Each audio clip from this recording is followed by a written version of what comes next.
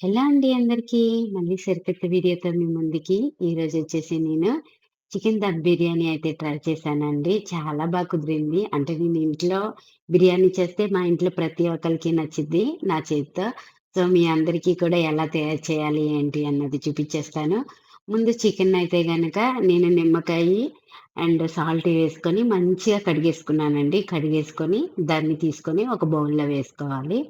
బౌల్‌లో వేసుకున్న తర్వాత ఇంకొక లెమన్ కూడా తీసుకొని కట్ చేసుకొని వేసుకోవాలండి. ఒక లెమన్ అయితే పడుతుంది. నేను కేజీ చికెన్ తీసుకున్నాను. కేజీ చికెన్‌కి కేజీ బిర్యానీ కూడా రైస్ కూడా తీసుకున్నాను. అందులో అనసపూలు, తర్వాత లవంగం మొగ్గలు, తర్వాత ఇలాచి, తర్వాత జాపత్రి, చెక్క, తర్వాత సాజీరా కూడా వేసుకొని మొత్తం కలిపేసుకోవాలండి.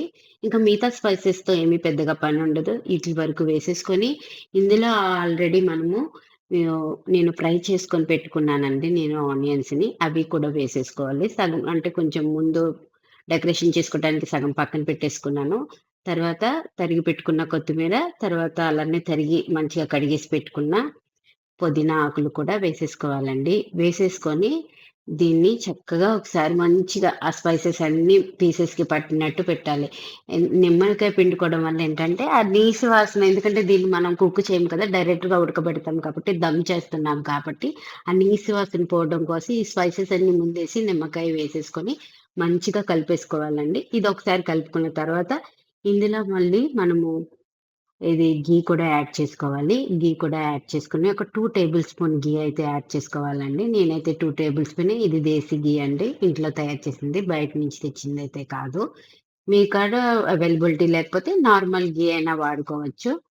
తర్వాత ఘీ కూడా వేసుకొని మంచిగా దాన్ని కనీసం ఒక 10 మినిట్స్ గాని, 15 మినిట్స్ గాని వాటిని మసాజ్ చేస్తా మంచిగా కలుపుకోవాలండి. కలిపేసుకున్న తర్వాత నేను రుచికి తగ్గ మీ టేస్ట్‌కి తగ్గ సాల్ట్ యాడ్ చేసుకోవాలి. తర్వాత 1 ½ టేబుల్ స్పూన్ నేను ధనియాల పౌడర్ వాడాను. తర్వాత అందులో ఒక టేబుల్ స్పూన్ వచ్చేసి నేను గరం మసాలా వాడాను. తర్వాత మీ కారము రుచికి తగ్గ వేసుకోవచ్చు. నేనైతే 2 టేబుల్ స్పూన్స్ కారం అయితే వేసుకున్నాను. తర్వాత ఒక ½ టేబుల్ స్పూన్ పసుపయితే తీసుకున్నానండి. వేసుకొని ginger garlic paste 2 table spoon వేసుకున్నాను. వేసుకొని అందులోనే పెరుగు కూడా వేసేసుకోవాలండి. ఒక 250 గ్రామ్స్ గాని అదే పావు కేజీ పెరుగు అలా తీసుకోవాలండి. తీసుకొని మంచిగా కలిపేసుకోవాలి. ఎందుకంటే మనం తీసుకున్నది కేజీ బిర్యానీ చేసుకుంటున్నాం కాబట్టి అంటే కేజీ చికెను, కేజీ రైసు. కాబట్టి ఒక పావు కేజీ ఈజీగా పట్టేస్తది మనకి ఈ పెరుగు. ఈటిని అన్నీ వేసుకున్న తర్వాత కూడా మంచిగా కలుపుకోవాలండి.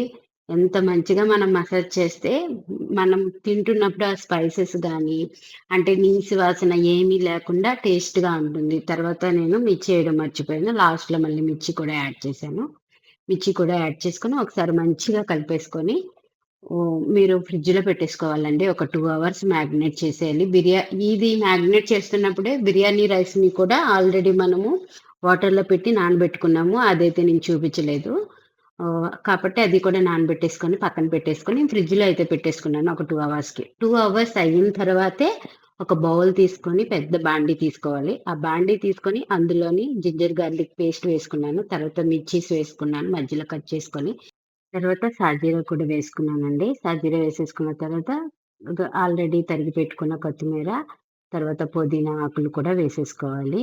అవి వేసేసుకున్న తర్వాత కొంచెం సాల్ట్ మాత్రం చాలా ఎక్కువ వేసుకోవాలండి. అంటే చాలా ఎక్కువంటే మనం నీళ్లు టేస్ట్ చేస్తున్నప్పుడు ఉప్పు కసంగా అనిపించాలి. తర్వాత అందులోనే లవంగం మొగ్గలు వేసుకున్నాను కొన్ని. తర్వాత చెక్క వేసుకోవాలి. అనస పువ్వు ఒకటి వేసుకున్నాను. తర్వాత బిర్యానీ ఆకులు, ఇంకా మీరు ఏవైతే యాడ్ చేయాలనుకుంటున్నారో అవన్నీ యాడ్ చేసుకోవాలి. లవంగం మొగ్గలు కూడా కొంచెం యాడ్ చేసుకొని, ఇలాచి అవన్నీ. ఇందులో మాత్రం మనం బిర్యానీ ఆకులు వేసాము. మీరు కావాలంటే ఇందాక కలిపి మారినేట్ చేసి పెట్టుకున్న చికెన్‌లో కూడా వేసుకోవచ్చు. నేనైతే గనక బిర్యానీ ఏదైతే మనం రైస్ కుక్ చేస్తున్నామో అందులోనే వేసుకున్నాను. ఇవన్నీ వేసుకున్న తర్వాత మంచిగా ఒకసారి కలిపేసుకోవాలండి. కలిపేసుకొని మంచిగా హైలో పెట్టుకొని దీన్నంతా బియ్యం వేసిన కాడ నుంచి కూడా ఫస్ట్ నుంచి కూడా ఇదంతా హైలోనే మనకు ప్రాసెస్ అవుతా ఉంటుంది. దీన్నెక్కడ కూడా సిమ్‌లో పెట్టకూడదు. హైలో పెట్టుకొనే ఉడికించుకోవాలి. ఈ వాటర్ బాయిల్ అయిన తర్వాత మనం ఆల్రెడీ నానబెట్టి పెట్టుకున్న ఏదైతే బిర్యానీ రైస్ ఉన్నాయో, ఆ రైస్ ఇందులో మొత్తము ట్రాన్స్‌ఫర్ చేసేసుకోవాలి. ఇది మాత్రం యేసుకున్న ఎంటనే కొంచెం పొగలైతే తగ్గినియి గానీ, మనం అది హైలోనే ఉంది పొయ్య. సిమ్‌లో అయితే పెట్టలేదు. కంప్లీట్‌గా హైలోనే అవుతది ప్రాసెస్ మొత్తం. మచ్చి మొత్తంగా మనం గట్టి పెట్టుకొని తిప్పుతానే ఉండాలి. అలా ఎలా పడితే అలా తిప్పకూడదు. కొంచెం ఒక సైడ్ నుంచి తిప్పుతా ఉండాలి. మళ్ళీ రైస్ ఏవైతే మనము ఇవి తీసుకున్నామా, ఇవి మళ్ళీ కట్ అయిపోతే బాగోదు కదా! మంచిలని. అది పక్కన ఉడుకుతా ఉండంగా ముందు ఆల్రెడీ మనం మ్యాగ్నేట్ చేసుకున్న చికెన్‌ని తీసుకొని, ఇంకో పెద్ద దాంట్లో ఏదైతే మనం బిర్యానీ ప్రిపేర్ చేద్దాం అనుకుంటున్నామో అందులో ట్రాన్స్‌ఫర్ చేసుకోవాలండి. ట్రాన్స్‌ఫర్ చేసుకున్న తర్వాత ఆల్రెడీ మనము ఈ రైస్ ఏవైతే బాయిల్ అవుతున్నాయో, ఆ రైస్‌ని ఒకసారి చెక్ చేసుకుంటా ఉండాలి. ఫస్ట్ టైము ఒక వాయి వేసినప్పుడు అందులో 70% ఉడకాలండి. ఇలా చెక్ చేస్తే మీకు తెలుస్తుంది. ఇంకా 30% ఉంది ఉడకాల్సింది అన్నది మనకు తెలిసిపోతుంది మన చేతికి. సో, 70% ఉడికిన తర్వాత నేను కింద ఆల్రెడీ డైరెక్ట్‌గా నేను పెట్టలేదండి బాండీని. దాని కింద నేను ఆల్రెడీ అట్లేసుకున్న ప్యాన్ పెట్టి దానిపైన ఏదైతే బిర్యానీ చేయాలనుకుంటున్నామో ఆ బాండీ పెట్టాను.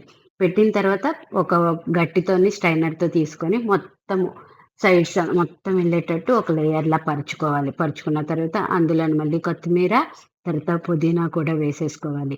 వేసుకొని తర్వాత ఆల్రెడీ మనం ఫ్రై చేసి పెట్టుకున్న ఆనియన్స్ ఉన్నాయి కదా! వాటిల్ని కూడా చక్కగా పరుచుకోవాలండి. తర్వాత మిల్క్ తీసుకోవాలండి. మిల్క్‌లోని ఆల్రెడీ నేను పసుపు కలిపేసి ఉంచాను. అది కొంచెం ఒక కొంచెం పైపైన వేసుకోవాలి. అది కొంచెం కలర్ కోసమే వేశాను. మనం ఏవి ఆర్టిఫిషియల్ కలర్స్ ఏం వాడట్లేదు. ఇదంతా ఏదైతే మనం ప్రాసెస్ చేస్తున్నామో, ఈ ప్రాసెస్ చేసే లోపుల్లోనే ఆల్రెడీ పక్కనున్న బిర్యానీ రైస్ ఏవైతే ఉన్నాయో, అవి 80% ఉడికిపోతా ఉంటాయి. ఆ 80% లేయర్‌ని తీసి మళ్ళీ పైన వేసేసుకొని మొత్తం, తర్వాత అందులోని కొత్తిమీర వేసేసుకొని, తర్వాత ఏదైతే పుదీనా ఆకుందో, పుదీనా ఆకులు కూడా జల్లేసుకొని, ఆల్రెడీ ఆనియన్స్ కట్ చేసి మనం ఫ్రై చేసి పెట్టుకున్నాం కదా! ఇందాక చేసినట్టే మొత్తం చేసేసుకొని, మళ్ళీ ఆ మిల్క్ పసుపు కలిపిన మిల్క్ ఏదైతే ఉందో, ఆ మిల్క్‌ని కూడా పైన ఒకసారి వేసేసుకోవాలి. వేసేసుకున్న తర్వాత మంచిగా మొత్తం పరిచేసుకోవాలండి. పరిచేసుకున్న తర్వాత అందులో నేను కొంచెం గరం గరం మసాలా పౌడర్ కూడా వాడాను. గరం మసాలా పౌడర్ కూడా పైపైన ఇలా జల్లేసుకోవాలి. మీరు ఇంకెవరైనా వాడుకోవాలంటే జీరా పౌడర్ కూడా వాడుకోవచ్చు. నాకు బిర్యానీ ఫ్లేవర్‌లో నచ్చదు. సో, నేను వాడలేదు. వేసేసుకున్న తర్వాత మళ్ళీ సైడ్స్ అంతా ఘీ వాడుకోవాలండి. ఘీ ఏసుకోవాలి ఖచ్చితంగా. మనం బిర్యానీ అప్పుడే ఫ్లేవర్ ఉంటుంది. ఆయిల్ ఏసుకోవచ్చా అని అనుకుంటారేమో. ఆయిల్ కూడా వేసుకోవచ్చు. గానీ బిర్యానీకి మాత్రం మనం పక్కా మంచి బిర్యానీ టేస్ట్ చేయాలంటే గనక ఘీ కంపల్సరీ వాడాలండి. నేను ఎక్కువగానే ఘీ వాడాను. ఘీ సైడ్స్ అంతా అంటుకోకుండా తర్వాత దానిపైన మనము ఒక అల్యూమినియం పేపర్‌ని తీసుకొని దాంతో ఫుల్‌గా కవర్ చేసేయాలి. ఎందుకంటే ఆ ఎయిర్ అన్నది మనకి బయటికి రాకూడదు. కొంతమంది గోధుమ పిండిని కూడా తీసి కలిపేసి సైడ్స్ అదంతా పెట్టేస్తారు. నేను అలా ఏం చేయలేదు. జస్ట్ ఏదైతే అల్యూమినియం పేపర్ పెట్టానో పెట్టేసి పైన ఏదైతే ఎయిర్ వచ్చిద్దో ఆ ఎయిర్‌ని కూడా తీసేసాను. తీసేసి మనం ఒకసారి ఇలా చెక్ చేసుకోవాలండి. చూసారా ఎంత చక్కగా ఉడికిపోయిందో. ఒకసారి మనం సైడ్‌ని ఇలా తీసి చూసుకోవాలండి. తీసుకొని కొంచెం వాటర్‌లా ఉంటే గనక మళ్ళీ ఒకసారి పెట్టేసుకొని బాయిల్ చేసేసుకోవాలి. నేను చూసాను చక్కగా ఉడికిపోయింది. చాలా బాగా కుదిరిందండి. మీరందరూ కూడా ఈ స్టైల్‌లో ట్రై చేయండి. నేను ఖచ్చితంగా చెప్పినట్టు. మీ అందరికీ కూడా మంచిగా కుదురుతది. ఇదైతే నా స్టైల్‌లో నేను ట్రై చేశాను. అంటే నేను కూడా చాలా సార్లు ఫెయిల్ అయిన తర్వాతే సెట్ అయింది. ఇప్పుడు చేస్తే ప్రతి ఒక్కళ్ళకి నచ్చుతది. మీ అందరూ కూడా ట్రై చేసి కామెంట్స్ రూపంలో మీ అందరికి ఎలా వచ్చిందో నాకు చెప్పండి.